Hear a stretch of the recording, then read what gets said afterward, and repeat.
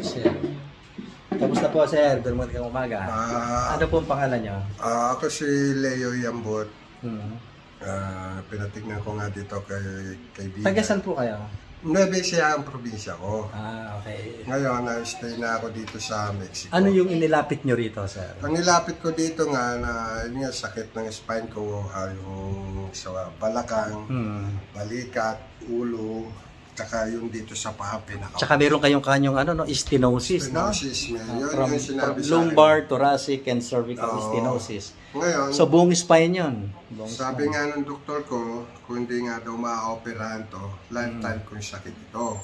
Totoo naman yun, dahil kasi nararamdaman ko talaga yung sakit. Ngayon, napunta ako rito, hindi naman sa kausap ko siya, kaharap ko siya.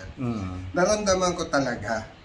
Nung after niyang hinilot, hinawakan tong part ng body ko, after na wala naman few minutes, naramdaman ko yung pagbabago.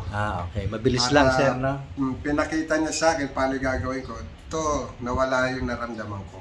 Yung sa balikat niyo, yung sa balikat frozen. ko, yung shoulder, ayan pantay na. Dati-dati, hindi ko maitaas ito. Ayan itataas ko na.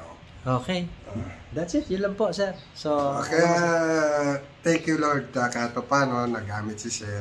Salamat sa Diyos. Salamat sa Diyos. Nakon sa akin yung nararamdaman ko. Talagang matagal na panahon ko na nararamdaman to. Okay. At sana naman, magtuloy-tuloy na. May awa ang Diyos. May manalagan po tayo, no? Nasa sa atin. Sa totoo lang, di ako pinapawisan ng ganito eh. Pinawisan na po. Wala naman akong ginawa, pero dati-dati, sakala ko papawisan ng ganito pagka talagang trabaho. Dito lang. Tama yung sabi mo, sir, kanina at sinasabi din. Once na nag-circulate. Yung dugo. Ayan, tapos sinabi mo, isa doon sa mga kalalakihan, baka sakali magtuloy-tuloy na. Yun yun. Pwede po. Salamat sa Diyos po. Okay, salamat din po. Salamat sa Diyos.